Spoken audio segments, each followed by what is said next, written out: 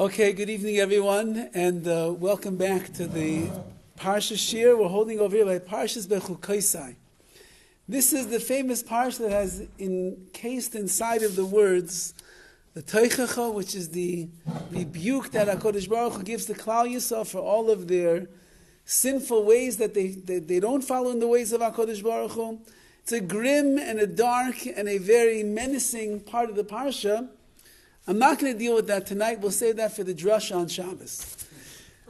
Thanks for the laugh. Okay. But I would like to speak about what happens right after. The Teichacha, what happens right after the admonition that HaKadosh Baruch Hu gives to Klal Yisrael. 26 years ago was the passing of Rabbi Moshe Sher Zatzal. Rabbi Moshe Sher was the prime emissary and the defender of Klal Yisrael in America. He was the head of what we call Agudas Yisrael. He ran it for decades. And he passed away 26 years ago. He was a man of tremendous strength, tremendous tenacity, tremendous vision and determination and commitment. And he got quite sick and ill towards the end of his life. And in a relatively short amount of time, he passed away. And by the Levaya and by the Hesped and by the eulogies that came afterwards, his son Reb Shimshi came to Baltimore. I was learning at the time, and he delivered a most eloquent and inspiring and elevating eulogy about his father. And it was this parsha, it was PARSHAS BECHUKOSAI, and he said his father asked a very poignant question on the parsha, which ended up being something that has stuck in my mind for 26 years already. The parsha goes through the Teicha, which is the admonition. HaKadosh Baruch Hu explains to Klal Yisrael that if you follow in my ways, you're going to be gebenched, you'll be blessed, you'll have all the good things will come down min hashamayim. You'll have wealth and you'll have prosperity, you'll have blessings, you'll have goodness, you'll have health, you'll have everything that you need. Klal Yisrael will be secure in their land, they'll be in a place in Eretz Yisrael, everything is going to be good. But in Bechukosai loisei lechu, but if you don't go in the ways of my mitzvahs, things are going to go awry for the Jewish people. It'll be destruction. It'll be chorban. It will be the end of the Beis Hamikdash. We'll go into Golus and the exile. It's not going to be a pretty time for the Jewish people. And at the very end of the Teicha, the very end of the admonition of this rebuke that Hashem gives, we end off on a high note where we begin speaking once again. Hashem remembers the bris, the covenant with Yaakov and Yitzchak and Avram. He remembers who Klal Yisrael when we remember who we are. And in the end, things will end up working itself out. We will get the message. Right after that, seemingly very much out of place, the Torah goes into something called Erechim, which are the voluntary vows of monetary vows that a person makes to the Beis Hamikdash, to Hashem, where they are ma'arich, where they give an evaluation or a valuation of their worth, so to speak, and they dedicate that money as a gift to the Ribbono Shel Olam. And Rabbi Moshe Sher Zatzal asked the following question: what is the connection between HaKadosh Baruch Hu talking about all of the terrible things that are going to befall the Jewish people, all the destruction, all the pain that we're going to experience, and suddenly right after that is, by the way, if you'd like to give a gift to Hashem, if you'd like to make a valuation of yourself, so if you're this age, you'll give 5 shkalim, if you're this age, you'll give 10 shkalim, if you're this age, you're going to give 20 shkalim, you'll donate this money as a gift, as a showing of the valuation of yourself to HaKadosh Baruch Hu. What is the connection between the mass destruction that HaKadosh Baruch Hu talks about, and suddenly a person offering this monetary gift, which is supposed to be the value of the person themselves, to Hashem? What's the connection? And he said to his son Shimshi, the meaning of this is the following. He says, how does a person know what their true value is? A person goes along every single day of their life. We wake up in the morning, we look in the mirror. Our hair is either a little bit too bushy on one side, a little too gray, a little too this, a little too thin. How does a person give the value of who they are? They go to work, they make a bit of money. So is that the value of the person? A person overcomes some great nisayon, some great challenge that they have. They have a really bad midah of kas, of anger, and they're working on that midah of kas. They're not going to get angry. They get themselves into a situation, and they control themselves from the anger. Person buys a new house. They drive a fancy car. They have nice clothes. They're sharp. They're good looking. They're this. They're pretty. All the different things. How does a person know what the value of themselves is? Says Rav Sher, it's after the teichacha, after a person goes through the challenges that HaKadosh Baruch Hu puts them through in life, after a person will go through the difficulties, after the floor can be wiped clean with them, and they bounce back, and they show their inner strength, and they show who they really are, that is then how you know the true value of who a person is. How we handle the nisyonos, the challenges that HaKadosh Baruch Hu gives us in life. How we will rise to the challenge.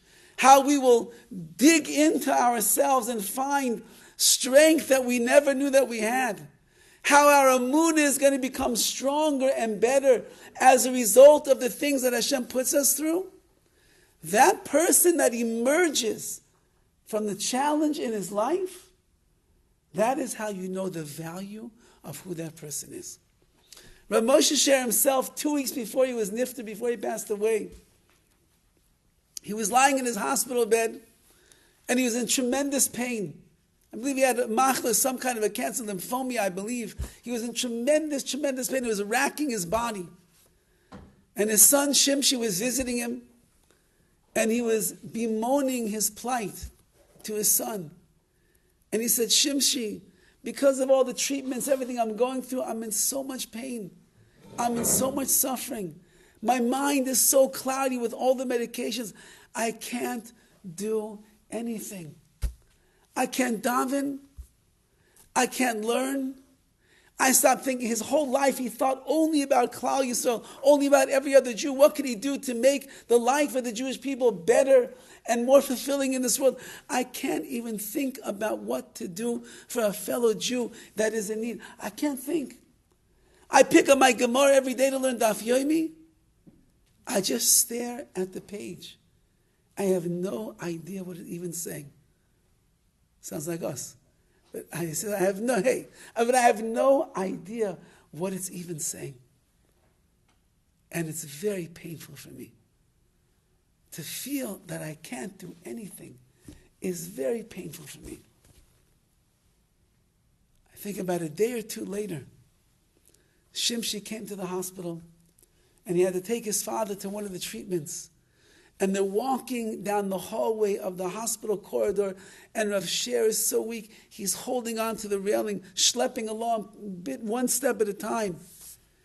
And he hears, and Rav Shimshi, the son, hears his father singing a niggin, a song.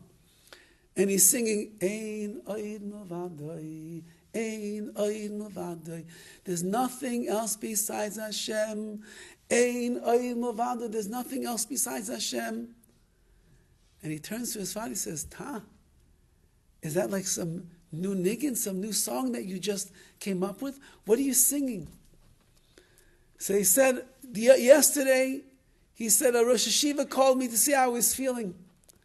And I told him, I'm not feeling well. I told him, besides not feeling well, the hardest part of everything is that I'm not able to concentrate.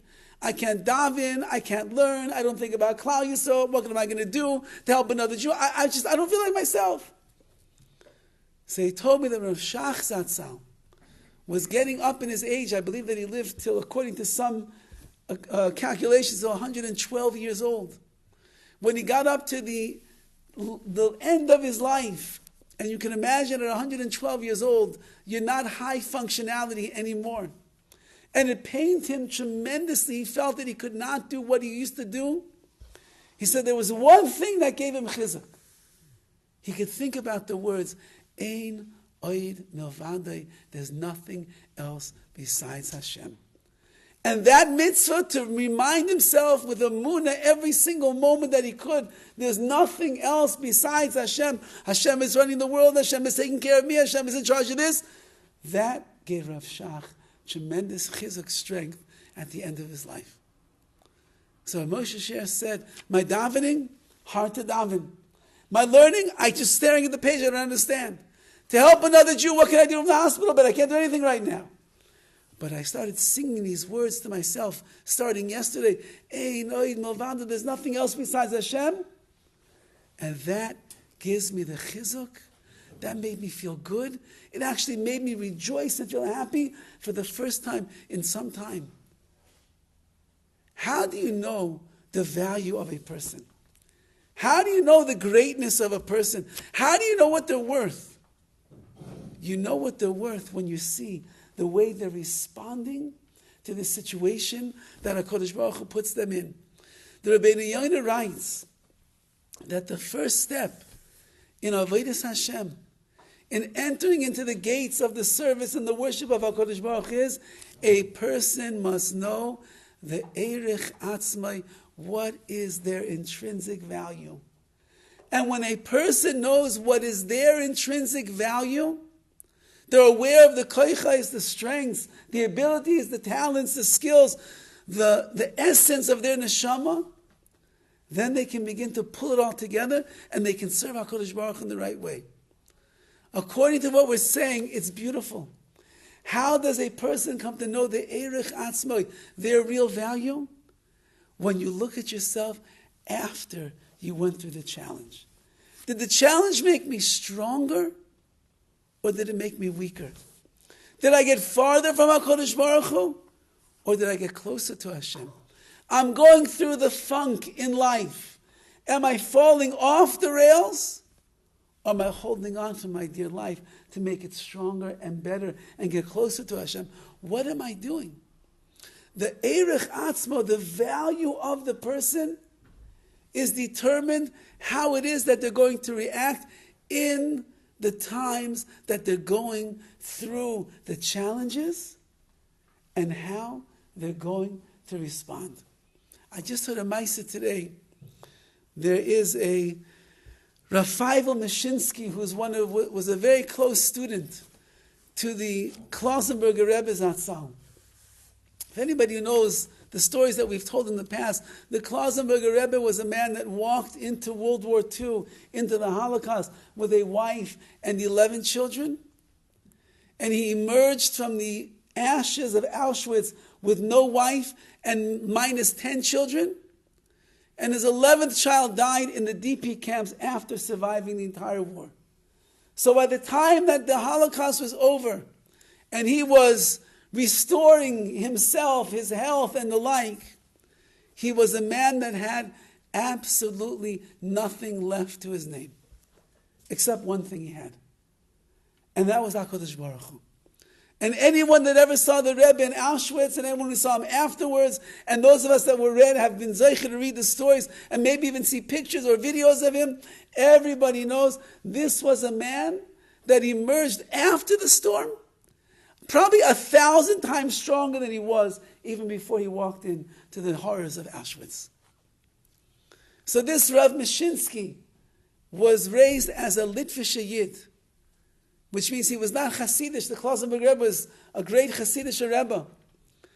And they asked him, how did your family go from the Litvische world to the world of Klausenberg Hasidus? He said, because of my father.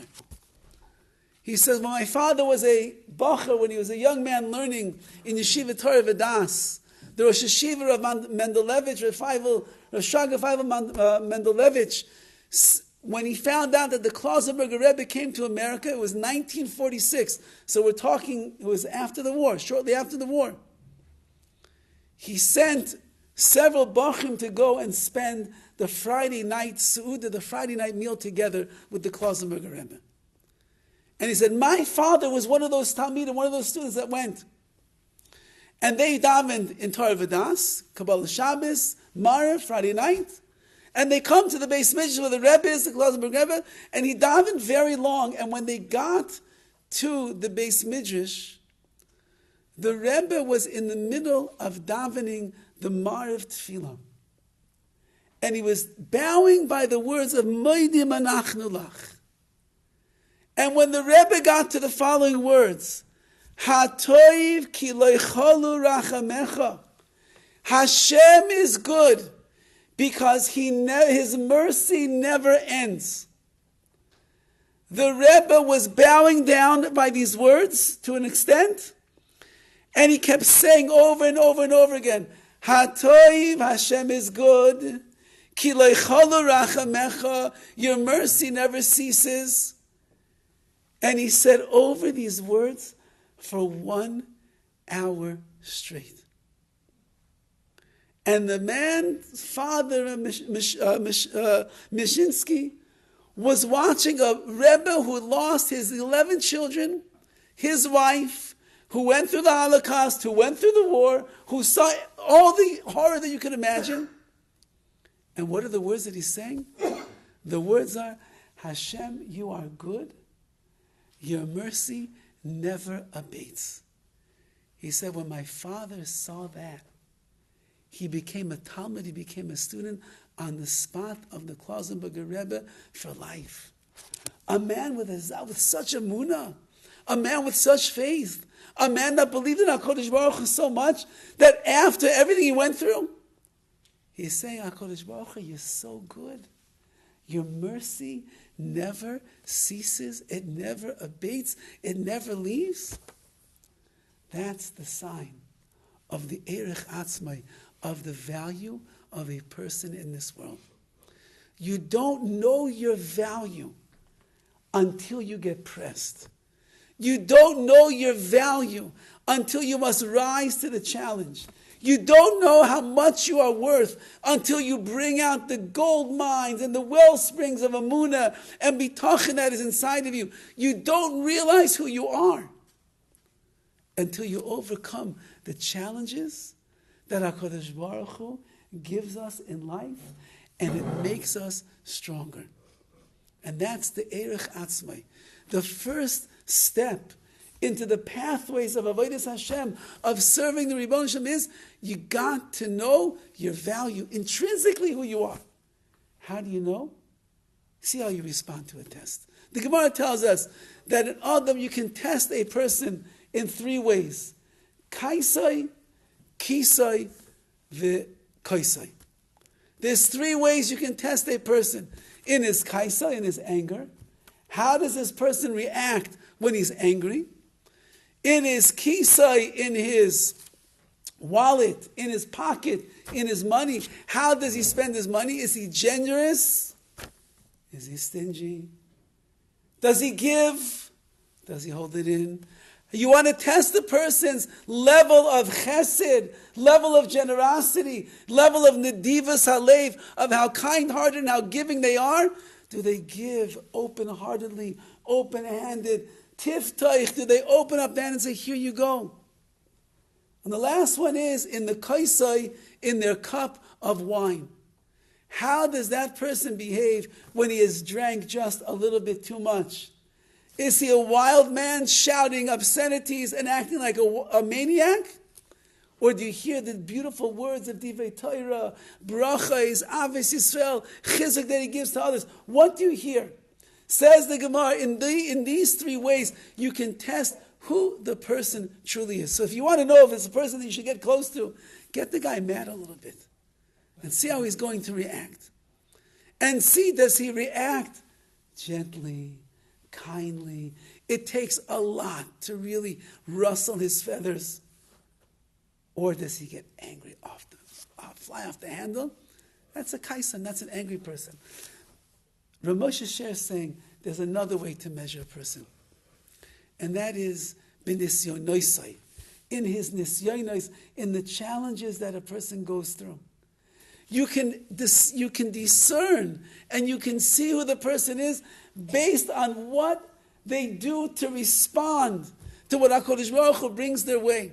If a person would begin to examine their own personal life, and they would look at from as far back as you can remember, when you began to experience nisyonos, challenges in your life, How did you react?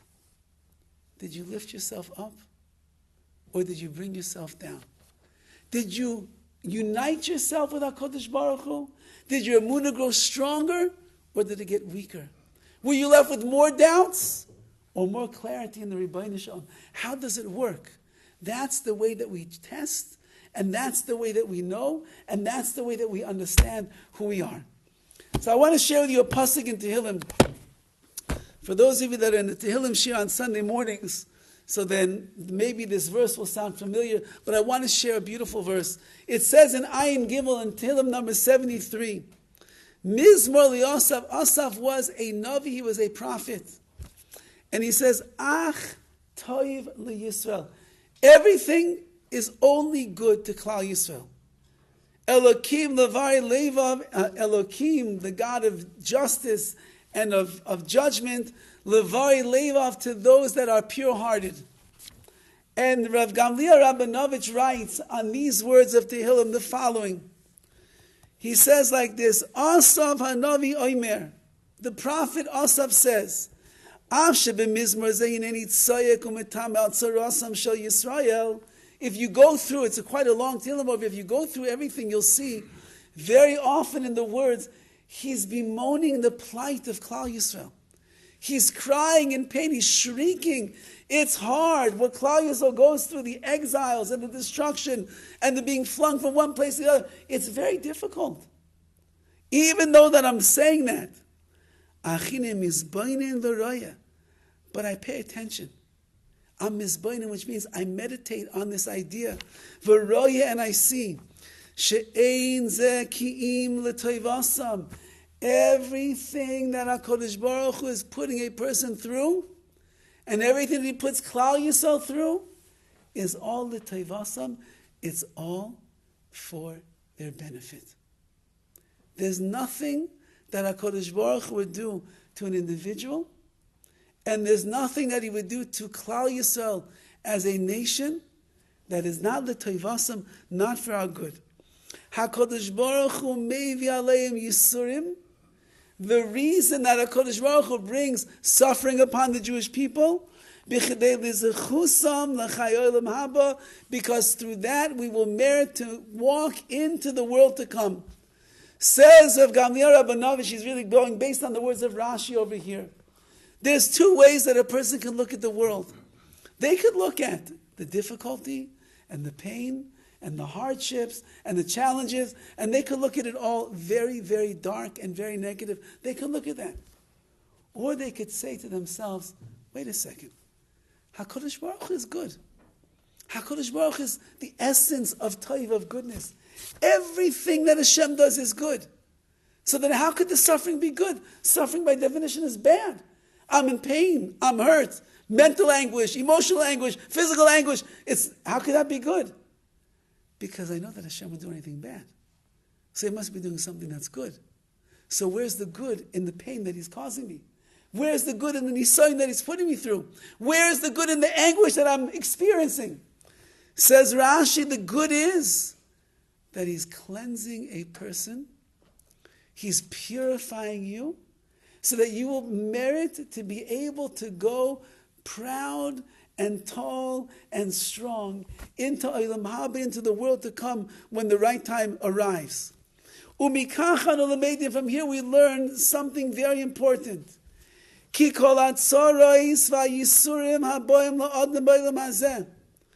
All of the suffering and all of the pain and all of the hardships that befall a person in this world, tachlisam, their purpose is b'kedei lizechusai l'chai olam haba, is in order that you should have merits to get into the world to come.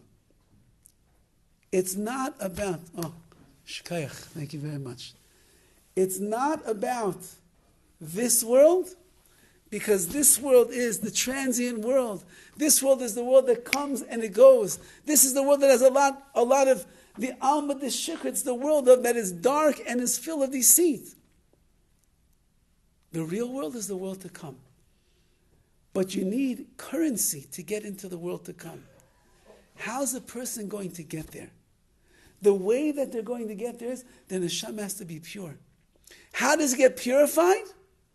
Whatever challenges you go through in this world is purifying and elevating and making you greater. But you have to believe that. And you have to accept that. And you have to go with that. And if you do, so then every nisayon, every challenge that HaKadosh Baruch Hu brings to a person is not chas v'chalila negative and bad. Tachlisam, the purpose is to make you better and greater. Okay, Yedua, ha'olam hazeh eno ela achana u'mavoi la'olam haba. But this world is just preparing us for the world to come.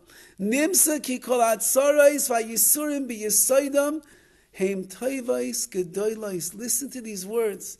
What does it mean to tell us? All of the tzarais, all of the pain, and all of the yisurim, all the suffering, b'yisoidam, at their core, at their essence, they are great good for the person that is going through them.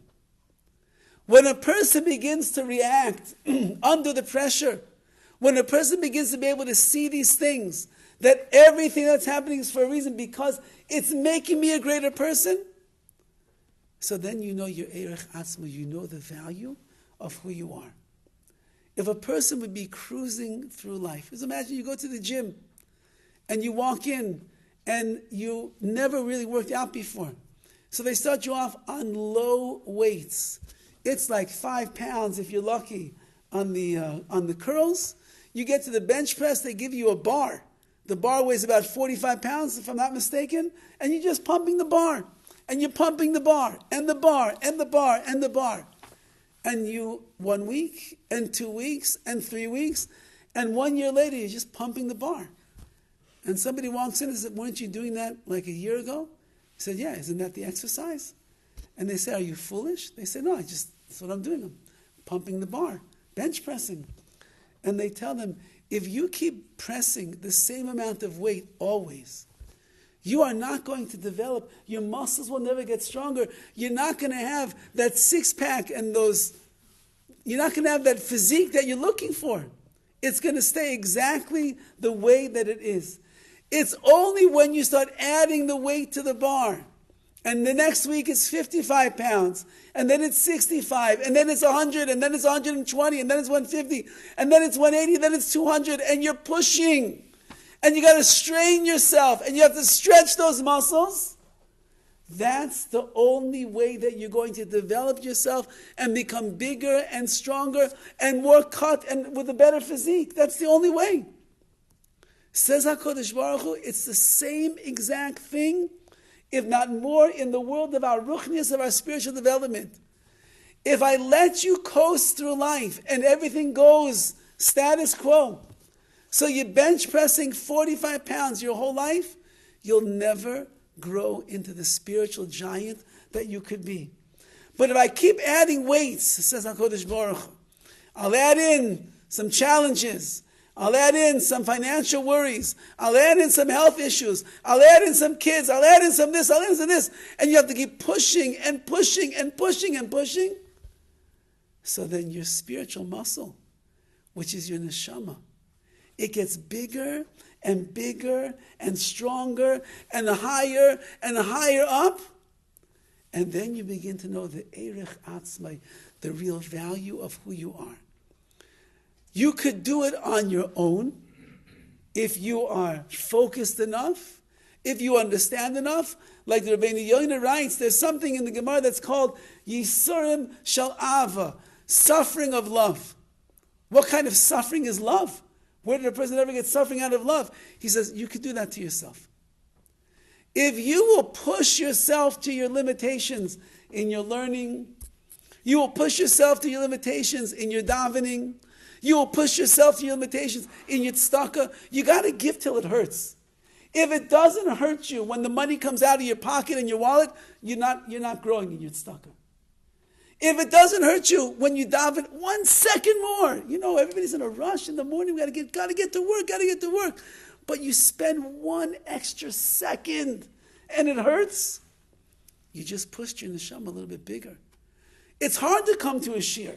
Not anybody here, Baruch Hashem, but for other people, it's hard to come to a shir. And you push yourself out of the house. And you get inside your car. You know, in the olden days, they had to go walk down the muddy streets. And it was snowing outside. And they had holes in their shoes. And their jacket wasn't waterproof. And they went to the Beis Mikdash anyway. Everybody, I think, knows the famous story with the Panovich Rav.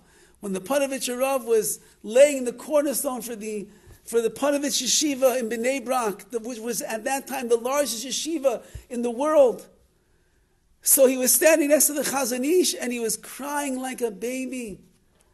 And the Chazon Ish turned to him and he says, he says, for all your blood, sweat and your tears, all of your hard work, now you see the fruits of all of your labor, you're probably crying tears of joy. And the Panovich Rav turned to the Chazon Ish and said, I'm crying because I'm thinking about my mama, I'm thinking about my mother. He said, this is all in her schos. It's all in her merit. He says, when we were children, it was me and 2 brothers. And I was the youngest. And one day there was a terrible snowstorm in Panovich where we lived. Terrible snowstorm. And the roads, you couldn't walk down the roads. Unless you had boots and a jacket. In our house, we only had 1 pair of boots.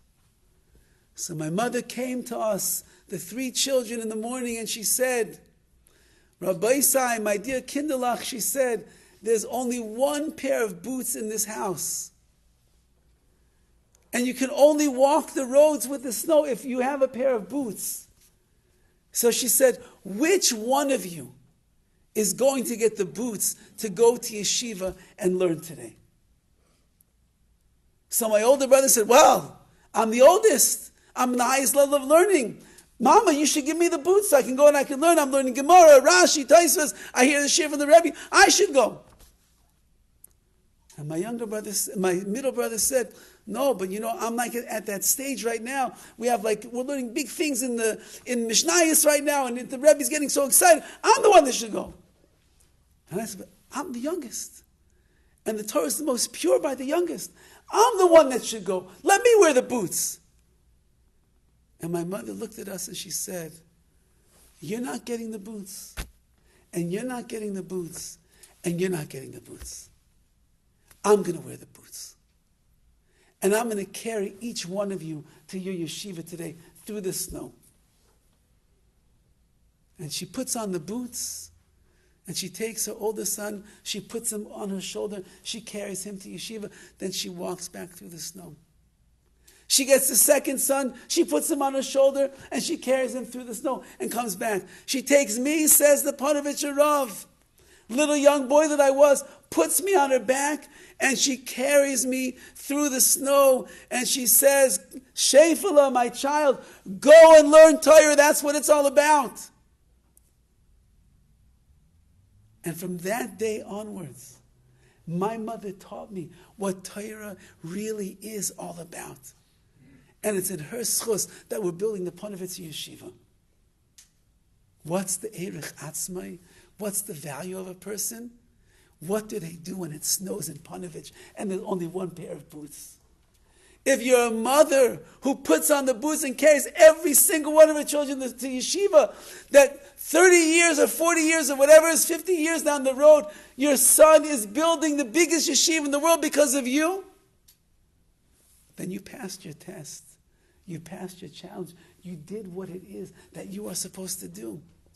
And therefore, says Dovid HaMelech, in the way that Rav Gamliel Rabbanovish is explaining it over here, every yisurim, every tzara that a person goes through in life, chas v'shalom, that it's bad.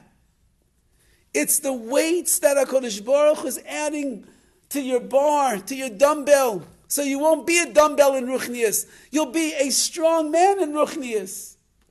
And you keep pushing and pushing and pushing. And you'll expand the muscles. You'll become stronger and stronger and stronger. And then you'll know the real value of what you are. So the Rabbeinu Yoina writes that you don't need Yisurim from HaKadosh Baruch Hu. You could do it to yourself. And doing it to yourself means You're willing to push yourself in the mitzvahs. You push yourself in your midas. You break your Yetzer Hara when you can.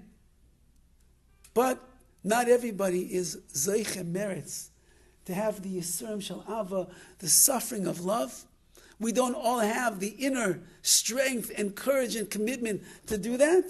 So then Hashem says, don't worry, I'll take care of you. I'll send you Yisurim. I'll send you a challenge. I'll send you a situation in your life that's going to leave you pondering, why is HaKadosh Baruch Hu doing this to me? And the answer is, because I love you, and I care about you, and I want you to be like a Rav Moshe Sher. I want you to walk down the hallways and sing to yourself, Ein Oid Miladoi. There's nothing else besides Hashem. And when a person gets to that place in their amun and their bitachon, so then they become from the strongest of people. Then they know their value. And if you overcame this nisayon, you'll overcome the next one and the next one. You'll be bench pressing thousands of pounds of nisyonis in your life. You won't be anybody stronger. They once asked Rav Moshe Sher, who had gone himself through many political battles on behalf of Klal Yisrael. He dealt with many delicate and very sensitive situations for the Jewish people. And it wasn't always easy. There were times when the cards were stacked against him, and it did not look like they would be able to overcome the daunting task that was in front of them. And they asked him, Rav Moshe, is there any words of chizuk, of inspiration? Is there anything that ever happened to you? Is there anything that you ever experienced that makes it your grit, determination that nobody ever sees you give up? How is it that you never give up in anything? If you put your mind to it, you go. Many times you succeed, but there are failures. But the failures never get you down. You never close up shop. Like we say, Sheva Yipol Tzadik V'Kam. A tzaddik will fall 7 times, and he just keeps getting back up. Again, and again, and again. Rasha, Nafal, Achas, the wicked man falls once, and he's gone. A tzaddik will fall. It doesn't say that tzaddik and righteous people never fall, they never stumble, they do fall. But what makes them a tzaddik is, they keep getting back up. So they said to Rav Moshe Sher, you just keep getting back up. How do you do it? I mean, if people would know, the man was like a machine of kavod shemayim, of the honor for Hashem. He was a machine for Klal Yisrael. He did everything for the Jewish people. In his hospital bed in the last hours of his life, he was thinking about a major event that was going to take place, where Rav Arlev Steinman and the Ger Rebbe were coming from Eretz Yisrael. All that was on his mind was that when they would come, they should have the greatest honor and respect that 2 Gedolei Yisrael deserve. That's what he was talking about. So how do you do that? How do you have such determination? And he said it goes back to a very famous story with my mother.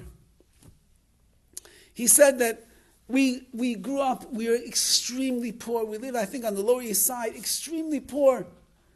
My mother was like, she had odd jobs here and there to be able to make a little bit of money. My father didn't make much money. We were extremely poor. And one day I was very sick. He was a young boy. He was very sick. His body was burning up with fever. In the olden days when doctors cared, there were house calls. And the doctor came to the house and he examined the child and he said to Mrs. Sher, your son is deathly ill. He's burning up with fever. He has some kind of an infection or a virus. There's only one medication that can work to bring down the fever and get rid of the virus. If he doesn't get that soon, Mrs. Sher, I'm sorry to tell you, I don't think that your son, Moshe, is going to make it. And he wrote her a prescription for the medication. And she asked him, how much is this medication cost? And he told her a number. That number of what it cost for that medication was more expensive than a month's worth of wages that she made for cleaning some office building where she was. She has no money. HaKadosh Baruch Hu, I have no money. My son needs the medication. What am I supposed to do? So she continues taking care of her young boy, Moshe. And she's with the wet cloths. and she's trying to feed him a little bit of water and bring down the fever, but the chills are racking his body. His fever is going. He's becoming, not thinking. And she's like, I can't. I need the medication. So she marches down to the pharmacy. And she walks into the pharmacy, and lo and behold, the owner of the pharmacy is not there. She says to herself, Baruch Hashem, he's not here. She said, there's the worker, the pharmacist, young girl. I'm going to tell her what's going on. And she breaks down to the young pharmacist. She said, please, my son is dying. The doctor said, if I don't get the medicine soon, he's going to die. She scrapes together, this is all the money that I have. I know that it's not enough. Please, I beg of you, fill the prescription, please, my son's going to die. And the young pharmacist felt so bad for Mrs. Sher. And the owner wasn't there anyway. She mixes the elixir, the potion, she puts it into the glass bottle, and she says to Mrs. Sher, go save your son's life. Mrs. Sher is ecstatic. She begins running down the busy streets of the Lower East Side in New York, and she's running towards her house. And she's got the bottle of medicine in this brown paper bag, running, holding onto it for dear life. But as she's running, and there's so many people in the streets, she bangs into a person, someone bangs into her. The next thing she knows, the package slips out of her hand, and it was a glass bottle like in the olden days, and it falls onto the ground, and it all cracks. And there's no more medication anymore. And that's it, her son is going to die. She gathers the broken pieces into the bag, and she goes back to the pharmacy. And when she gets to the pharmacy, the owner of the pharmacy is there. And she sees the owner, and she begins crying and sobbing uncontrollably. She says, please, your pharmacist was kind enough to fill the prescription. I gave all the money. I don't have any more money. My son is going to die.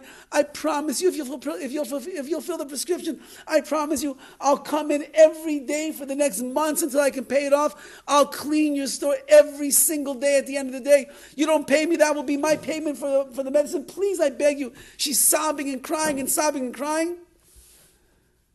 And the owner of the pharmacy, Baruch Hashem, had a soft heart. And he said, Miss, how can I say no to you? Give me back the bag. He takes the bag. He smells it. And he looks at the medicine. And he says, Mrs. Sher, you have angels surrounding you. I'm telling you, you have angels surrounding you. I don't know what the pharmacist was thinking, but she mixed the wrong medication. If your son would have taken this medication, I promise you he would already be dead. This would kill him in a second. You have angels that stopped you. He said, I'm going to make the right medication. I'm going to give it to you, and it's free of charge. Don't worry, just go save your son. She gets the medication. You imagine she held on to this one a little bit differently. And she runs back to her house, and she gives it to her son, Moshe Sher. And Baruch Hashem, Moshe Sher was well and healed and became healthy, and he became one of the great leaders of Klal Yisrael here in America. And his mother used to tell him over the story. And she would say, Moshe, what I thought was the worst thing in the world when that bottle of medication broke and I thought you're going to die, it was actually the greatest thing that Hashem could have done because it saved your life. Because if I would have given it to you, you would have died. And then when I went back and I cried, they felt so bad, they gave the medication for free and I didn't have to go back and work and your life was saved. And she said, Moshe, never forget, sometimes the things in life that look to be the worst challenge and the worst pain is actually the biggest chesed, the greatest act of kindness from HaKadosh Baruch Hu. Said Rav Moshe Sher, all of my life, I thought about this story and this message from my mother. And I realized no matter what daunting tasks we're going to have to face as an individual, as a family, as a kehillah, as a nation, no matter what Klal Yisrael is going to go through in our long, arduous galus and exile, no matter what,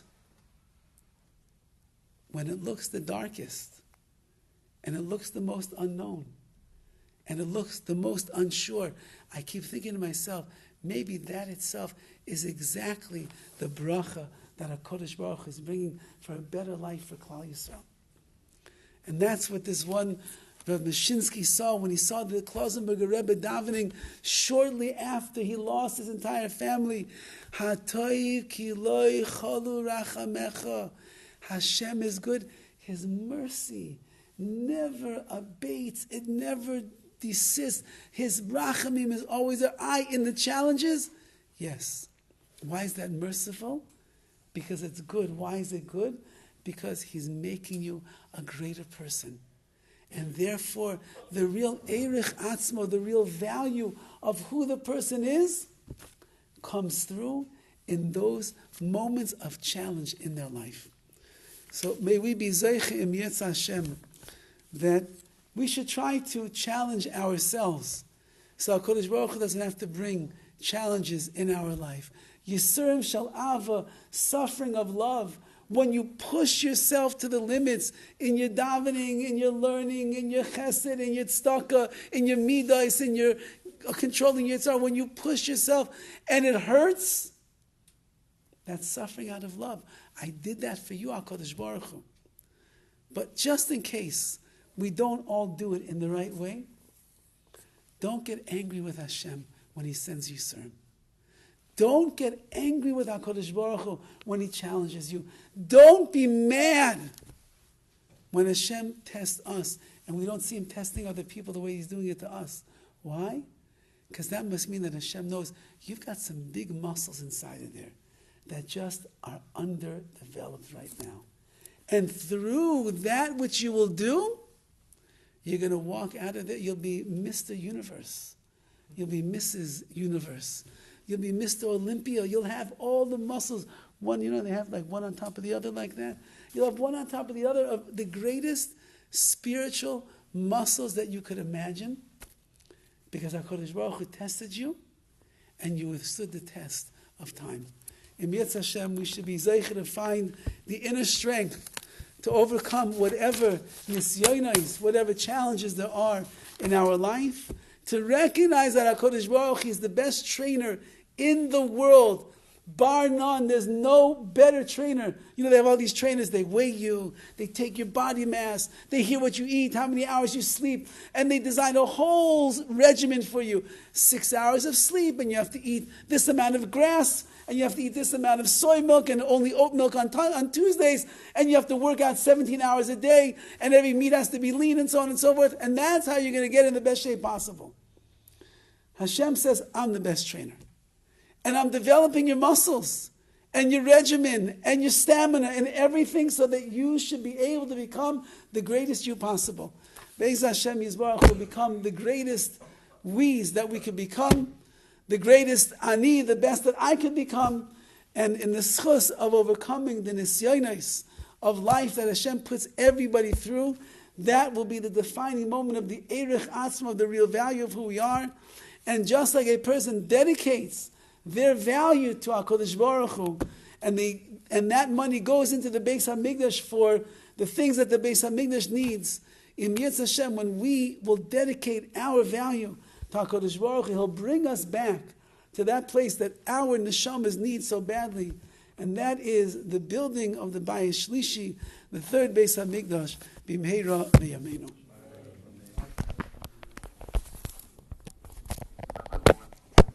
Have a good one. All the best, everyone.